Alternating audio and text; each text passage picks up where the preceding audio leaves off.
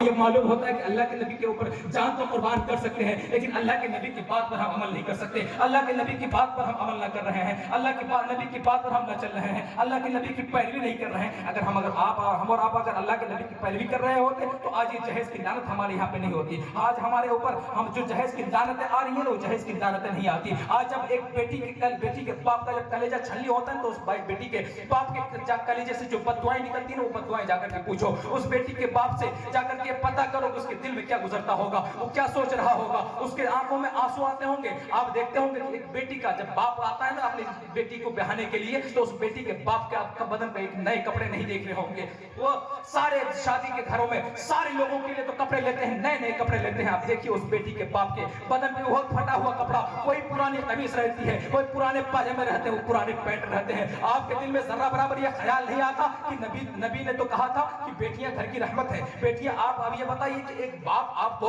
ایک ایسی بیٹی دے رہی ہے جو 18 سال 20 سال جوان کرنے کے بعد اپنی جان سے اپنے کلیجے سے ٹکڑے سی جیسی ایک بیٹی دے رہی ہے، آپ کو اس سے صبر نہیں ہوا؟ ایک اللہ کے نبی نے آپ کو یہ کہا کہ بیٹیاں تو رحمت ہوتی ہیں، ایک رحمت کو اپنے گھر سے نکال کر کے وہ آپ کے گھر میں بھیج رہی ہے، اس سے بڑی برکت کیا ہو سکتی ہے؟ اس سے بڑی چیز کیا ہو سکتی ہے؟ آپ کی بیٹی، اس نے اپنی بیٹی کو ایک رحمت کو اپنے گھر سے آپ کے گھر میں بھیج دیا، یہ سوچتے ہوئے کہ وہ میرا داماد بن جائے گا، وہاں میری بیٹی خوش رہے گی۔ آپ نے کیا کیا؟ اس بیٹی کو لے کر کے آنے کے بعد وہ بیٹی آپ کے گھر میں آنے کے بعد آج ہم اور آپ اس بات سے پریشان ہو رہے ہیں کہ آج ہماری بہویں، آج ہماری بیویاں، آج ہمارے گھر کی لڑکیاں، آج ہمارے گھر کی عورتیں ہمارے ماں باپ کی خدمت نہیں کر رہی ہیں، ہمارے ماں باپ سے بدزبانیاں کر رہی ہیں۔ اسی وجہ سے کر رہی ہیں کہ آپ نے تو اپنی اولادوں کو بیچ دیا ہے، آپ نے تو اس بیٹی والے کے گھر اپنی اولاد کو بیچ دیا ہے، اپنے بیٹے کو آپ نے بیچ دیا ہے اس 5 لاکھ اور 10 لاکھ روپے لے کر کے۔ اگر آپ اپنی بہو کو اگر اپنی عزت کروانا چاہتے، آپ کے اندر اگر یہ طاقت ہوتی کہ آپ اپنی بہو کو اپنی عزت کروا سکے، اگر آپ کے اندر وہ قوت ہوتی کہ آپ اپنی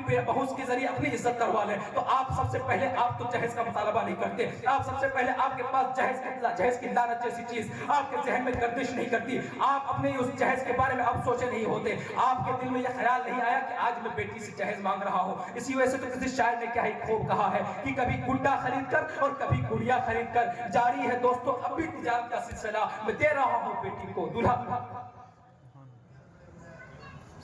آج بھی بہت سارے گھر ایسے ہیں، آپ دیکھیں